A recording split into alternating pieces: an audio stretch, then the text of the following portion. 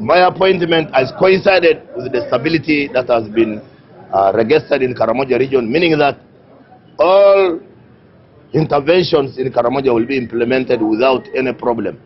Individuals designated different cabinet positions by President Museveni arrived at Parliament for vetting to be approved as ministers or state ministers. I have been vetted by the Appointments Committee. I don't need to be trained in cyber security. What I need is to lead those responsible for these departments. Listen, you have a department of migration control. But when we budget adequately, but also supervise the management of these drugs so that leakages and thefts of drugs is greatly minimized or eliminated, so that we have enough drugs for the sick population. Some other investors take their ideas and make money from them. We are going to be tapping these innovations from school or during academia time to ensure that these younger innovators are protected. They get their patent rights. Dr. Crispus Chiyunga, also MP Bukonzo West, who was appointed as the second Deputy Prime Minister and Deputy Leader of Government Business in Parliament, was vetted. He will ensure that laws that relate to alcohol consumption are reviewed because a lot of young people are destroyed by alcohol. There are people in jobs, government jobs, parastatal jobs, but they are not doing their work. He hardly comes to work. If he comes in a week, 2, 3 days, and the rest of the time he's in the center of the district, either the town or even in Kampala, and not giving the service to the population. This must stop. It's keeping our people behind. It is a failing government program. Mayuge District Woman Member of Parliament Rukia Nakadama was also vetted. She was appointed third Deputy Prime Minister and her focus is in parliamentary sittings. And the ministers have not been attending. They usually don't come like we expect them to be there. So I think we are going to come up with a roster for whoever will be supposed to attend Parliament, so that we don't make Parliament stuck. Sam Mayanja, appointed as Attorney General, has also been vetted. Now, if somebody feels that no, the law as you are implementing it is going outside the Constitution, then that will require interpretation. Then he goes to Attorney General. So he will find me there. As for now, the law as it is must be applied. The Leader of Opposition, a member of the vetting committee, Joel Senyonyi, says the committee is looking at qualifications of the cabinet appointees and their capabilities in the various ministries designated to them. Been concerns of people who hold dual citizenship. Some will hear multiple citizenship. The law says they cannot hold certain positions of responsibility, such as cabinet minister or minister of state. We are hoping the same way it was rectified for Honorable Kasule Lumumba. Now she was sent to a different ministry altogether, which doesn't bar her to be an ex-official. So for these who have got dual citizenship, because we have not seen them yet, they have not come yet, my hope is that they will not even show up. You know, that that will be rectified, because it's a position of the law. It's not debatable. But Kasule Lumumba, designated to the Ministry of Information, Communication Technology and National Guidance, Balam Barugahara, designated to the Ministry of Local Government, and Dr. Jane Rutha Cheng, appointed as the Government Chief Whip, have been vetted. I'm Navka Farida at Parliament.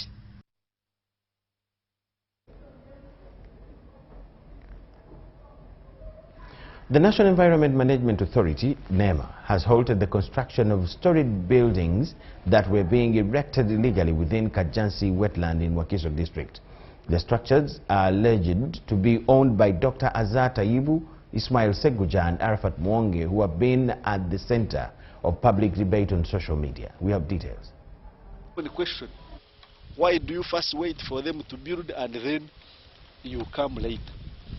You look around. Do you see them anywhere? Erected within the fragile Lukomwa-Kajansi wetland ecosystem, multi-storied illegal facilities had advanced significantly before attracting the attention of the public following videos shared on social media platforms. The developments, which were taking place within a protected wetland in Kajansi, left many questioning why NEMA had previously demolished smaller structures in wetlands while these large developments appeared untouched. The controversies were also stirred by the recent restoration exercise conducted in Kawala by NEMA that saw several structures erased down.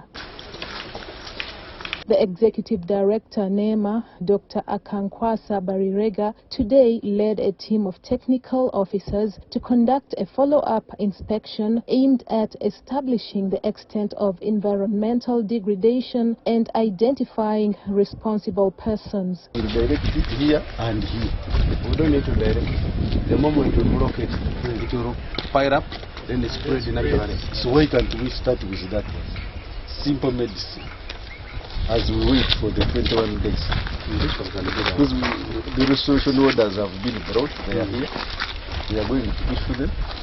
So we could block the water here so that it spreads and it starts circulating as we wait for the law to take its course. The structures are alleged to belong to Dr. Aza Taibu Isma Seguja and Arafat Muonge. Dr. Akankwasa confirmed that all activities at this site have been halted pending investigations and a 21 days restoration order issued to the developers for action before the restoration window lapses. To be issued, criminal files have already been opened, and our investigators, as you can see them here, they are doing their job, and we want to encourage them to, without fear or favor, do a thorough job of investigation, and where we have credible evidence of breach of the law, prosecution must happen without any further delay. Of course, we shall not allow any further construction from now. That's why you see they have run away. We don't see anybody around. So our team will remain surveying this. NEMA maintains a strong warning to all developers in gazetted areas to desist from any illegal action before conducting proper environmental due diligence. Upon everybody throughout the country who has encroached wetlands, riverbanks, lake shores, to heed our call and live peacefully before they are disrupted, because none of us becomes happy seeing people's livelihoods disrupted. Wetlands are protected ecosystems that play a critical role in flood control, water purification, and climate regulation. No person is permitted to develop a wetland without authorization under the National Environment Act. Ministry of Finance, Planning and Economic Development has launched the National Budget Month. The initiative seeks to inform the public about the priorities of government of the next financial year, which starts on the 1st of July 2026. The Ministry of Finance, Planning and Economic Development has emphasized the need for accountability, transparency and efficient implementation of government projects to ensure value for public funds and improved service delivery. This was at the launch of the National Budget Month for the financial year 2026-2027 at the Ministry of Finance headquarters in Kampala. The problem of this country is no longer money. No. We have some money now. We have some money to do certain things. It's not money, it's not policy. The problem is implementation discipline. So let's concentrate more effort now on accountability, on procurement. Gobi further revealed that significant investments will be directed towards key enablers of economic transformation, and these include transport, health services, security, among others. You will not do science and innovation without electricity. So we have invested a lot of money in electricity generation, transmission and distribution. The other enabler is industrial parks. Investing in industrial parks. We have chosen industrial park model. For us to develop all of those things we are talking about, manufacturing, adding value, we want all of those investors to go in a place where they can find a concentration of these key infrastructure requirements. The other enabler is the human capital development now. The government's key priorities for the new financial year and commitment to live within its means were lauded by various stakeholders from the private sector and development partners. Your announcement over the weekend really can help us to move forward. We are now believing that when we hear that now we are coming towards how can also rationalize some of these non-critical public expenditures, we can actually reduce pressure even to borrow more by diverting resources where they are needed most. Private sector, in context, employs over 85% of the total workforce and contributes about 80% of GDP. As a farmer who has cows, I believe that any cow that gives you the milk must be fed well. The budget for the financial year 2026-2027 is expected to support initiatives aimed at creating jobs, improving access to affordable credit, and boosting private sector growth, which contributes a significant share of Uganda's gross domestic product and employment. Dennis Igoa for UBC. The National Chairperson of the Women's Council, Hajat Farida Chibowa, has called upon women legislators to lobby for increased funding for Women's Day celebrations at the district level. This follows government proposal to scale down national commemorations of public holidays. The National Women's Council has welcomed government's efforts and directive aimed at saving public funds and redirecting it to other priority areas. However, the chairperson of the Women's Council insists that International Women's Day remains a critical platform for promoting gender equality and women's empowerment. Can we put much energy and most of our district, can we put emphasis in the district to make sure that no district goes without celebrating Women's Day? Because you're entirely in charge of the women in that respective district that you're representing. I want to call upon you to make sure that you work with the Women's Council structure, you work with the Women's League structure, you work with the Office of the COW, the Office of the District Chairperson, and the Office of the District Community Development Office. Hajat Chibowa argues that taking celebrations closer to communities will allow more women at district, sub-county and village levels to participate in activities aimed at recognizing their contribution to national development. I would advise and recommend that we add some small money to the district community development officer and the district women council chairperson to organize the Women's Day with the help of the woman member of parliament who is in charge of all the women in that district. In addition, the events provide a platform for addressing challenges affecting women and girls, including gender-based violence, teenage pregnancies, school dropout rate, and limited access to economic opportunities. By law, the National Women's Council has a conference that it is mandated to hold every year, and this one brings on board all the district chairpersons, and this one will continue because it is by law that we have to have that conference every year.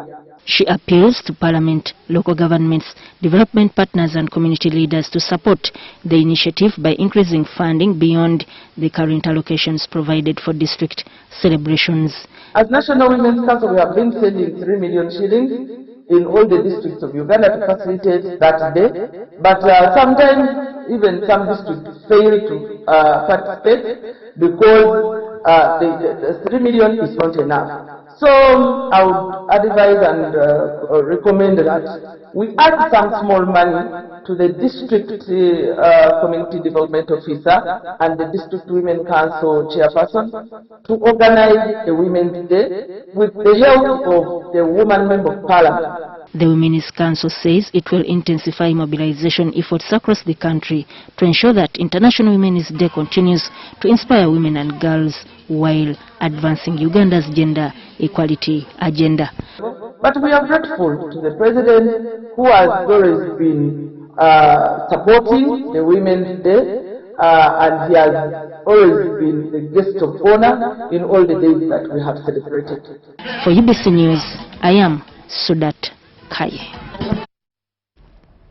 An expert in Ebola treatment and control, Dr. Julius Mande, has noted that the combined efforts by government, non-government organizations and the population will control the spread of the disease. Dr. Mande, who is the current member of parliament representing the people of Bukonzo County, Eastern Kasese district, says that the controlling the spread of Ebola is very easy if all people follow the standard operating procedures by the Ministry of Health. He also participated in the Ebola treatment during the Bundibujo 2007 breakout in the districts that were affected. He says that early reporting of key situations is also important. It touches my people who normally feed on meat from the national park. I'm also suspicious of this meat they call salmon. There is need for coordinated response efforts to control this disease outbreak at the very highest level possible, including mobilizing support by WHO and other partners at other high levels.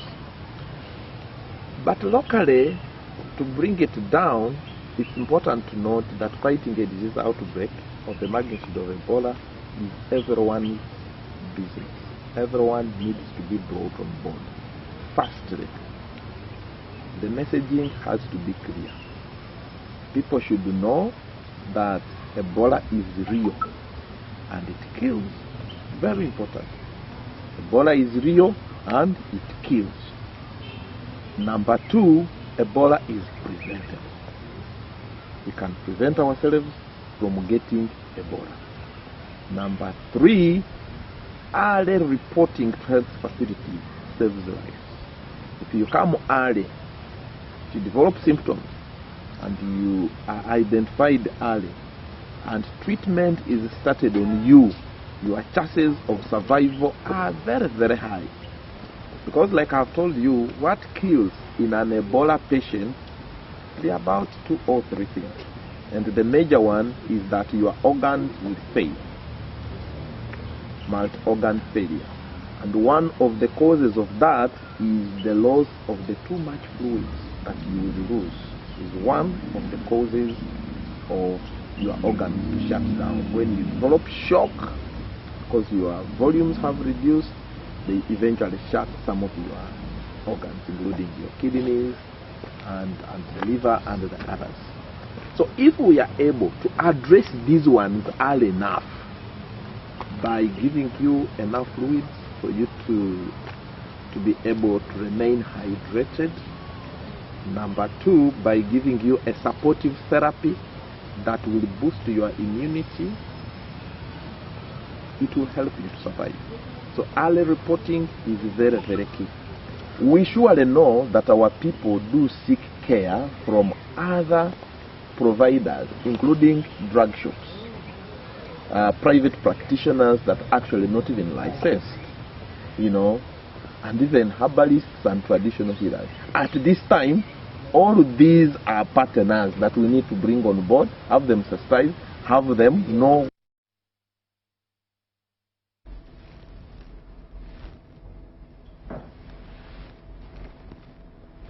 Yes, in more news, the FDC party has condemned the manner in which the National Environment Management Authority is conducting discriminatory evictions across the country. FDC acknowledges the need to protect and preserve the environment, but they say government should compensate people who build and settle in wetlands under approvals of titles that were issued by the Lands Ministry. The party urges government to suspend all evictions until all wetland boundaries are fully demarcated and gazetted.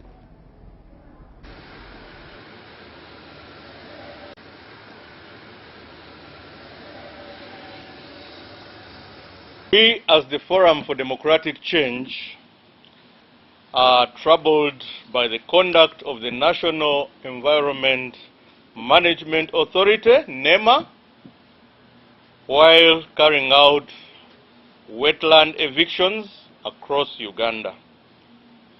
While we accept that it is important to protect wetlands, we are concerned with the manner in which it's being carried out, the method and scale. We are aware that factories and rice farms that belong to the rich sit undisturbed on the same wetlands where ordinary citizens are being chased away. What this cabinet reveals above all else is an appointing authority that has lost touch with the reality of governing a modern state. President Museveni initially appointed Justin Kasule Lumumba as government chief whip, despite her not being a serving member of parliament. This appointment had contravened Rule 16(1)A of Parliament's Rules of Procedure, which requires the government chief whip to be appointed from among the members of Parliament representing the ruling party. This in itself is an indicator that he is not in charge of this country.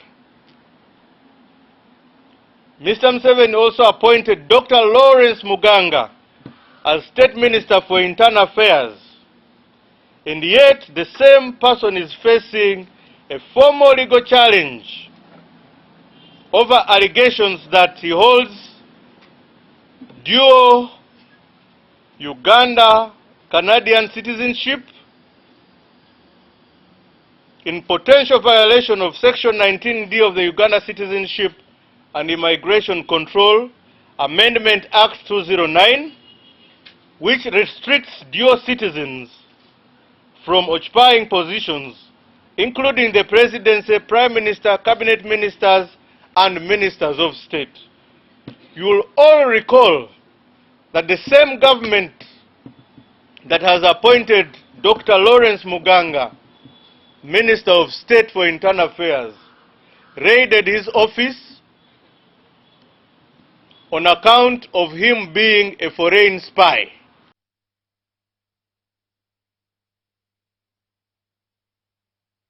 Police have denied information regarding the alleged disappearance of the woman member of parliament for Amuria district, Margaret Etilu. It is alleged that Etilu was abducted on the 23rd of May 2026 in Kampala. Related to this, security agencies declined to provide details about the ongoing investigations involving the former Speaker of Parliament, Anita Among. Amidst growing demands by residents of Amuria district for information on the whereabouts of their woman MP, Margaret Etilu, police have denied having information about the alleged abduction of the legislator. I am disinclined at the moment because I do not have any information to that effect. It is alleged that Margaret Etilu was abducted by security personnel while leaving the residence of former Speaker of Parliament, Anita Among, in Kampala. I cannot speculate. I need to know if she is under arrest, in which police station, where, and on what charges. Regarding the ongoing investigations into former Speaker Anita Among, police say they are still compiling information. What I can only comment is only to acknowledge, yes, there was an operation because it was in the open. 2, there were exhibits got from the scenes of interest. Those were also extracted in the open. There might be those that may have been extracted and you are not privy to that information, but at an appropriate time we shall inform you. It is alleged that several politicians were summoned by the Criminal Investigation Directorate to aid investigations. However, police have denied the reports. There is a question as to how many people have been summoned to CID headquarters. I will ask CID and revert. Arrests, similarly. I'm not yet briefed about the number of arrests made or if any arrests have been made. Meanwhile, police clarified that the contracts of some directors have expired and that they are awaiting guidance from the appointing authority. So there is it's not very, very unique. And work does not come to a standstill. Work continues. Because if a director is not around, there will always be a deputy who will stand in as work continues as we await further guidance. It should be recalled that last week, President Yoweri Museveni sent the Permanent Secretary in the Ministry of Internal Affairs, Lieutenant General Joseph Musanyuf, Under Secretary Agri Winyi, Police Director in charge of ICT, AIGP Felix Bariamusachi, and other senior officials on forced leave over the alleged mismanagement of 33.3 billion shillings. Abdul Nasir Lubwama and Rogers Komagum. The Bishop Kasese Diocese Francis Aquinas Kibira Kambale has said that June 3rd Uganda Martyrs Day will be celebrated at parish and local church levels in observance of the standard operating procedures established by the Ministry of Health. The Bishop's statement follows a press release issued early last week, signed by the chairman of the Uganda Episcopal Conference, the Right Reverend Anthony Ziwa, announcing that Martyrs Day at Namgongo Catholic Shrine will not take place, but celebrations will be conducted at parish and diocesan levels to the pre-presence of Ebola. In the meantime, Obusinga Barenzururu has also joined the Ministry of Health and non-government organizations on the awareness campaign to control Ebola spread. Government of Uganda postponed our celebrations of 3rd June 2026, and also we had the guidance and the cancellation of the national celebrations for 2026 by the chairperson of Uganda Episcopal Conference in his press release dated 18th May and 26th May 2026. This year, 3rd June, we shall have at the Catholic Church parish-based celebrations. Parish-based celebrations. That is to mean not that all the parishes will gather in one place, but we shall hold Uganda Martyrs celebrations in all our churches on 3rd June 2026 in a manner like that we do every Sunday. We have masses in our parishes, we have masses in our different outstations, or we have services when there is no priest. So that is what we shall do 3rd June this year 2026. We have been told by the government, especially through the Ministry of Health, that in all our institutions, in our schools, in our churches, in our parishes, let us do our best to observe the standard operating procedures as provided for by the government through the Ministry of Health, so as to prevent contracting and spreading this Ebola disease. All our church leaders, our parish priests, our head teachers, our heads of institutions, let us do our best to put in place materials for SOPs. This Ebola is real. Ebola is real, in Uganda, but mostly it is in the DRC. And for us in Uganda, since the cases are not so many, and many of them coming from the DRC, at least the information we are getting, in Uganda we are a bit okay. Now, this does not mean that we should celebrate because our neighbors are here having challenges, and therefore, since this disease can be spread to our community, we must prepare our community so that they don't get in trouble.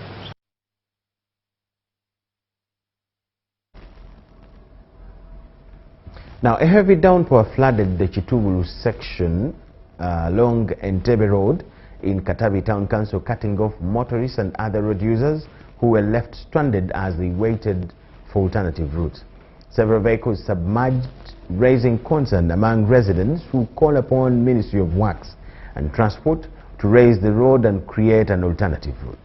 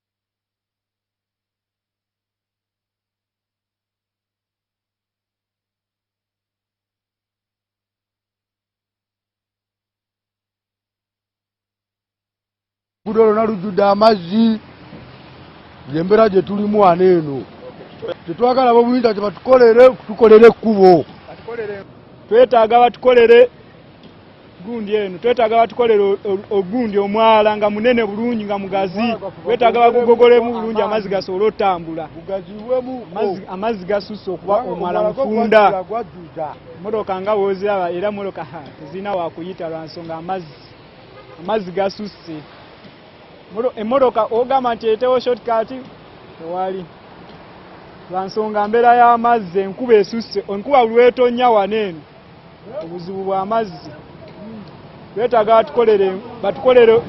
batukolere amazzi we gayita amazzi gasusse go.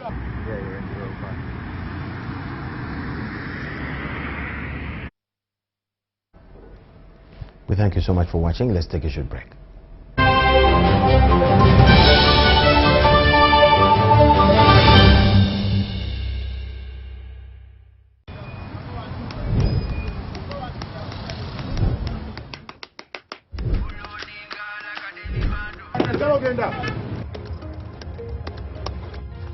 And that's it for today. Till the next episode.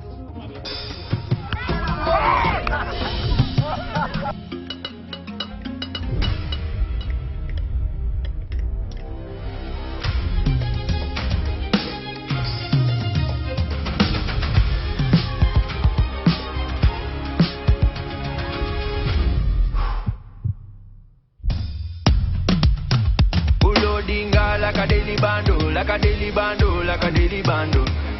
Omuliro nguwulira muli mumutima kukankana like drums. Kalakata, kalakata, enendungu yakusabula. Mikono tu, free of fire, free of fire, free of fire.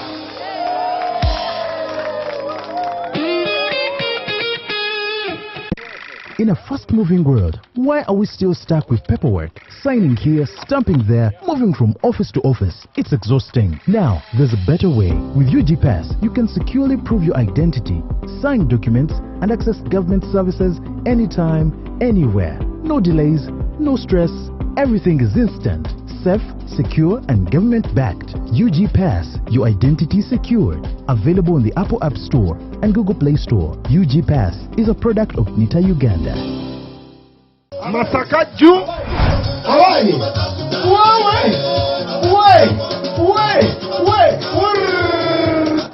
Omwansumuleta soka Christopher Katama. Owulira otya kati nti owangudde? Ndi musanyufu nnyo. Tewali muzadde ayinza obutasanyuka nga bamusasulidde omwaka mulamba, so nebaza nnyo MTN okulaba nti mpangudde. Era nkubiriza abazadde mwena abali eyo, nyiga *165*880# naawe oyinza okubeera omu mu baki mu bawanguzi. And for those of you who pay school fees at those schools that don't use Momo, hey, mubatabukire mubagambe leta Momo wano, because you stand a chance to win a van for the school. This is the power of Momo.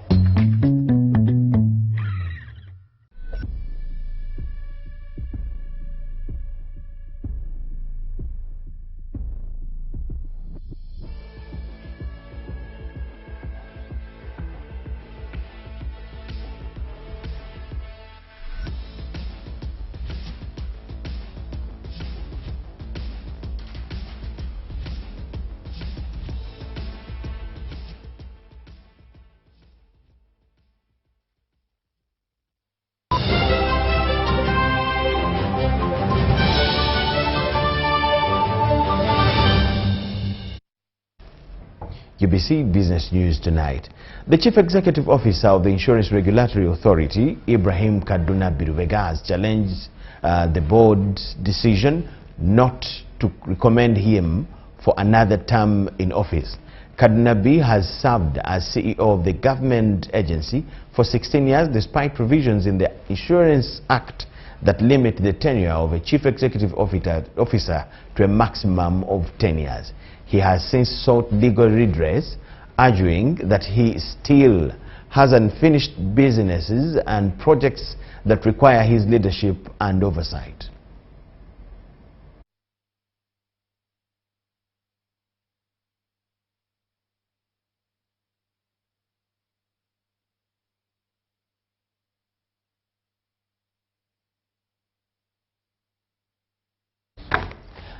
Lifestyle enthusiasts gathered in Kampala Casolite, a Nile brewery's brand, unveiled its latest consumer engagement campaign dubbed the Try It Challenge, aimed at creating interactive brand experiences for adult consumers across Uganda. The campaign is part of the brand's broader strategy to connect with consumers through activations and digital engagement platforms. The Casolite Try It Challenge is designed to enhance consumer interaction with the brand through fun, experiential activities while reinforcing Casolite's identity as a premium. Here we are launching the Try It All campaign. Casolite has been an Africa brand, the first, biggest light brand in Africa. Casolite is a beer that's for the consumers, yeah? And this campaign is consumer-led, yeah? So we sat and we thought what would excite consumers, what would be authentic, what would be real. It would really be good to integrate consumer interests and passion points, yeah? According to the country marketing lead at Nile Breweries, Wangechi Gitahi, the initiative reflects the company's commitment to innovation in marketing, saying the campaign is focused on delivering memorable experiences while strengthening consumer brand connection. We're all about lifestyle, we're all about bringing new things and excitement. So Casolite has not had a big campaign for a while. So we decided that we want to have a campaign inspired by consumers. So we took our time to talk to consumers and found out what is it exactly about a light beer that gets them to take a light beer. With this campaign, we went overboard in terms of the influencer scope. So we had micros, nanos, macro influencers. And one of the things we are telling Ugandans is you as well can be an influencer in your own space. Meanwhile, the country managing director of Nile Breweries Limited emphasized that such initiatives are part of a wider strategy to drive responsible brand engagement and support the company's growth within Uganda's competitive beverage industry. We've seen as a huge success around the campaign purely because as a brand to be able to create those authentic connections with its consumers has been an amazing thing to see, especially for us, because that's purely what we would like a brand to do. That's what, as Nile Breweries, we build brands to do. We build brands to create authentic connections with consumers and stimulate conversation and create conversation in the right platforms on the right occasions, and that's been amazing to see. For years, we become part of the fabric of Uganda. We do our business with over 25,000 farmers across Uganda. That's the biggest network of farmers for any business, especially in the AB InBev business. The Trade Challenge is expected to roll out in phases, featuring interactive events and consumer engagements, aimed at deepening brand visibility and participation among adult audiences. Try it! Try it!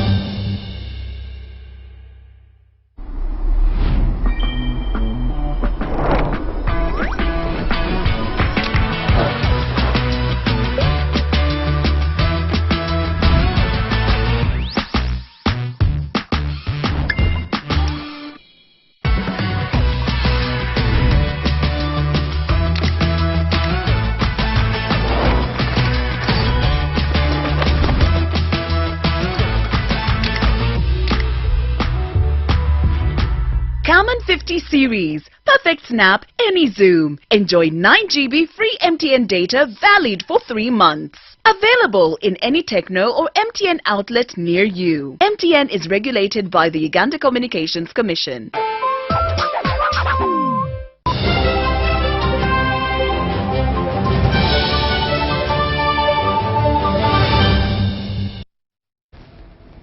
The head of Aquaculture Research and Development Center at Kajansi, Dr. Papias, says that developing fish technologies to support farmers realize meaning production. We'll get to that.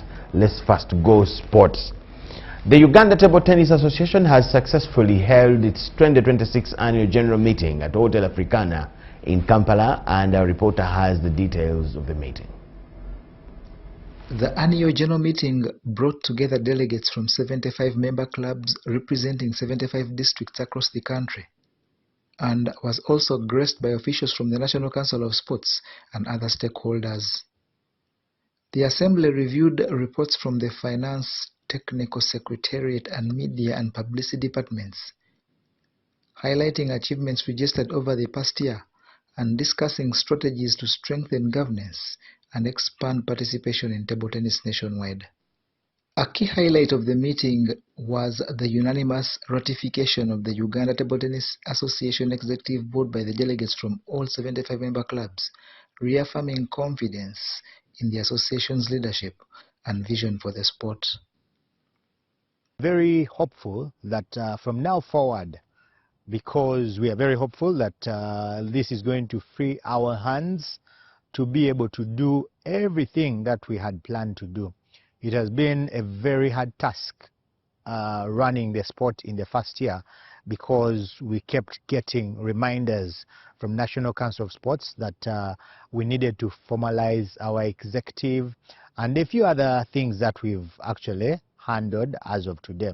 The AGM was attended by National Council of Sports Senior Legal Counsel Diana Kwesiga, who commended the association for aligning its governance structures with the National Sports Act 2023, especially by meeting the requirement for nationwide representation. A new law, the National Sports Act of 2023 and the National Sports Regulations of 2025, that make it mandatory for any federation whatsoever that is managing a sport to be licensed by National Council of Sports, and in so doing, the federation is supposed to comply with all the requirements of the law.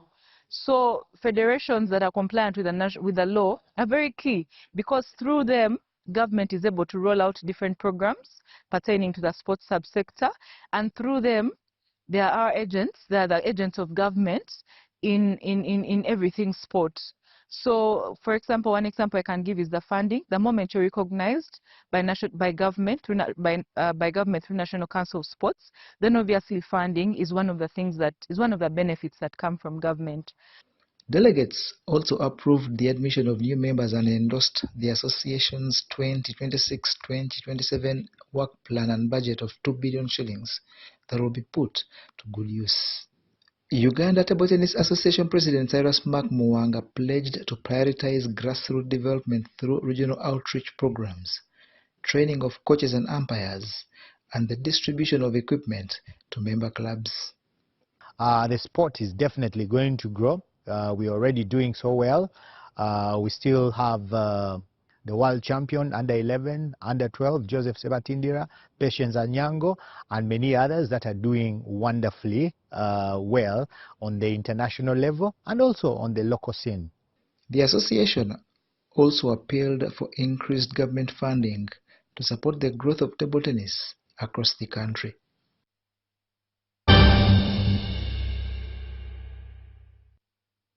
Yes, that is the first edition of news tonight, this June, it being the first of the month.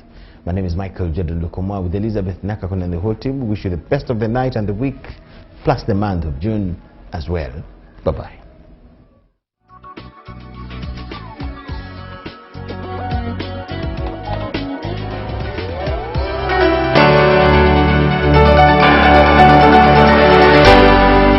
UBC, inspiring Uganda.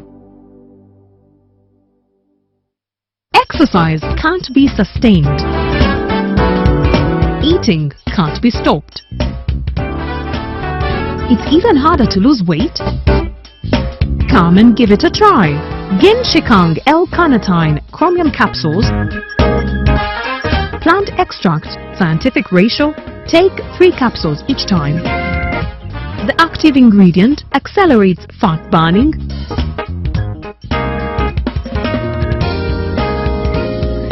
eat twice a day, don't take a detour. Weight loss starts now.